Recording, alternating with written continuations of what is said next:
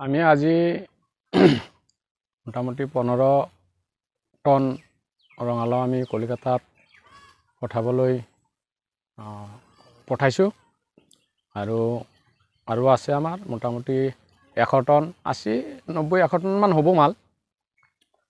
আজি আমাৰ ফাৰ্ষ্ট দিন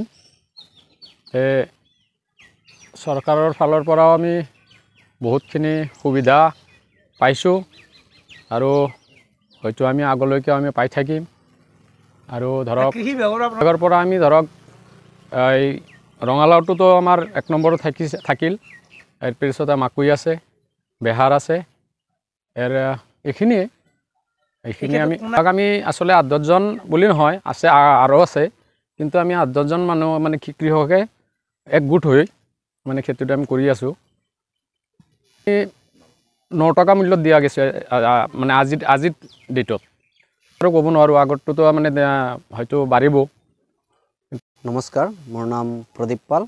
মই এজন নাহেৰবাৰীৰ যুৱ কৃষক আৰু আমাৰ এগ্ৰিকালচাৰৰ থ্ৰুদি এপাৰ্ট আঁচনিয়ে যিখন আমাক এই যুৱ কৃষকসকলৰ উদ্যোগক যি আঁচনি ধৰি আছে, তাৰে মই আৰু আমাৰ বহু যুৱক এই এপাৰ্টৰ জৰিয়তে কৃষি ক্ষেত্ৰত স্বাৱলম্বী হোৱাৰ দিশে অগ্ৰগতি। গতিকে এই বছৰ মই ৰঙালাও মোটামুটি মোৰ 10 বিঘা আছে, আলু কৰিছিলোঁ 15 বিঘা, আৰু মাকৈ আছে, জলকীয়াও আছে, বন্ধাকবি যোৱা বছৰ এপাৰ্টে আমাৰ বহুত সহায় কৰিছিলে, বন্ধাকবিও আছিলে। গতিকে এই বছৰ মই আলুত বহুত লাভান্বিত হৈছোঁ। মোটামুটি ভালে পাৰ বিঘাত 40,000ৰ ওপৰত বিক্ৰী হৈছে পাৰ বিঘা। আৰু ৰঙালাও ধৰক আজি মোটামুটি ইয়াতে ৱেষ্ট বেংগলত পঠোৱা গৈছে আৰু গুৱাহাটীও যাই আছে। আমাৰ প্ৰত্যেক দিন গাড়ী ধৰক 3 টন 4 টনকৈ গুৱাহাটী প্ৰতিদিন যাই আছে। আৰু মোটামুটি ৰঙালাও মোটামুটি 90 টন মোটামুটি আছে এতিয়া ষ্টকত খেতিত দিব পৰা। সৰ্বপ্ৰথমে মই আপোনালোক সমূহ মিডিয়াক ধন্যবাদ যাচিছোঁ যে আজি আমাৰ নলবাৰীৰ কৃষি বিভাগ তথা এপাৰ্ট আঁচনিৰ জৰিয়তে আমাৰ এই নাহেৰবাৰী গাঁওখনত আমাৰ ৰঙালাওৰ ডেমনষ্ট্ৰেশ্যন দিয়া গৈছিলে EW137। গতিকে সেইখিনি ৰঙালাও আমাৰ ইয়াতে প্ৰডাকশ্যন হোৱাৰ পিছত আমি আমাৰ আজিৰ দিনটোত আমি কলিকতাৰ বজাৰলৈ আমি ৰপ্তানি কৰিবলৈ সক্ষম হৈছোঁ। সেই ক্ষেত্ৰত আমাৰ গোটেইখিনি আমাৰ নাহেৰবাৰীৰ কৃষক হৰেকৃষ্ণ পাল ডাঙৰীয়া, সুজিত পাল ডাঙৰীয়া, তেখেতসকল আছেই। গতিকে তেখেতসকলে ইমান সুন্দৰকৈ খেতিটো কৰিছে। তেখেতসকলে বেছি উইডিচাইডো ব্যৱহাৰ কৰা নাই, যে তেখেতসকলে আপোনালোকে পথাৰখন চালে দেখিব যে অকণমান উইড গজিছে, কিয় তেখেতসকলে নেচাৰেলি গ্ৰ' কৰিছে ঔষধ নিদিয়াকৈ। আজি তেখেতসকলে বহুতেই সুখী যে আজি প্ৰথমবাৰৰ বাবে তেখেতসকলে ট্ৰাকত কলিকতালৈ পঠাব পাৰিছে। ইয়াৰ ক্ষেত্ৰত আমি আমাৰ কৃষি বিভাগৰ পৰা এপাৰ্ট আঁচনিৰ জৰিয়তে তেখেতসকলক আমি মাৰ্কেটিঙৰ কাৰণে সুব্যৱস্থা কৰি দিয়া হৈছে। আৰু আজিৰ পৰা আমাৰ আৰম্ভণি হৈছে কলিকতাৰ বজাৰলৈ যোৱাৰ। আজি আমাৰ প্ৰথম 10-ৰ পৰা 15 টনৰ গাড়ীখন যাব। তাৰপিছত ৰেগুলাৰ 3 দিন এনেকৈ আমাৰ গাড়ী গৈ থাকিব। আৰু লোকেলিও আমি গুৱাহাটীলৈও আজি ৰঙালাও পঠিওৱা হৈছে। আজি আমাৰ ইয়াতে 80 পৰা 90 মেট্ৰিক টন ইয়াতে আমাৰ প্ৰডাকশ্যন হৈছে। তো ইয়াৰ গোটেইখিনি আমাৰ লোকেল বজাৰতো কিছুমান বিক্ৰী হ'ব, তথাপিও আমি ইয়াৰ পৰা 50 পৰা 60 মেট্ৰিক টন আমি কলিকতা বজাৰলৈ দখল কৰিব পাৰিম বুলি আমি নিশ্চিত। এই কৃষিটোত আমাৰ মোটামুটি 8 পৰা 10 জন কৃষক জড়িত হৈ আছে, যিখিনি বেছিকৈ অগ্ৰণী কৃষক। তেখেতসকলে বেছি বিঘাত কৰে, যেনেকৈ তেখেতসকলৰ 8 পৰা 10 বিঘা, 15 বিঘা, 20 বিঘা পৰ্যন্ত তেখেতসকলৰ ৰঙালাওৰ খেতি আছে।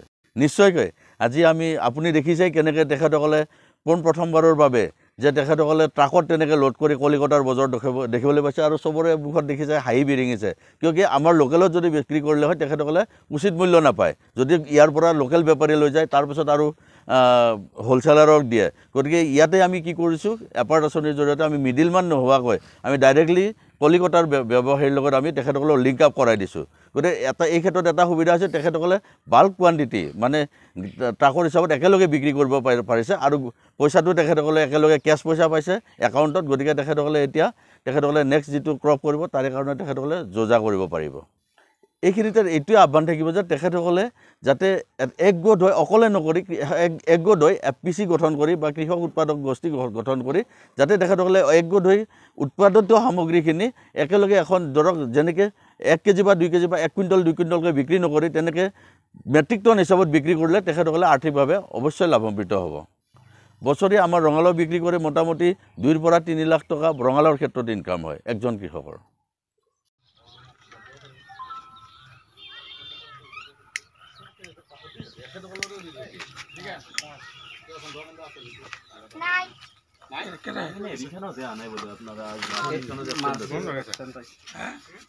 এই হেৰি টাইমত আৰু এটা ৰাতি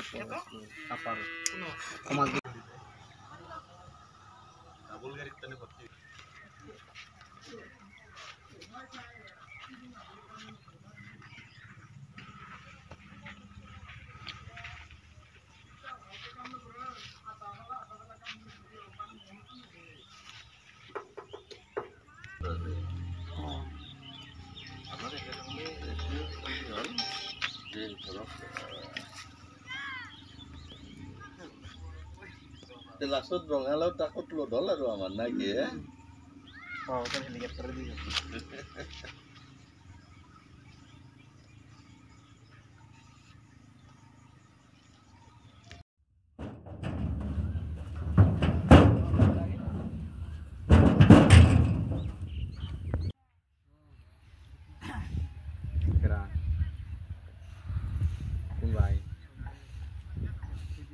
Baik saya ngerti.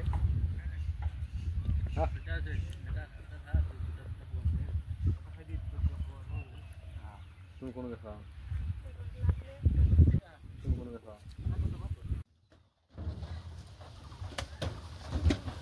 Li li li la la la li li li li li li li li li.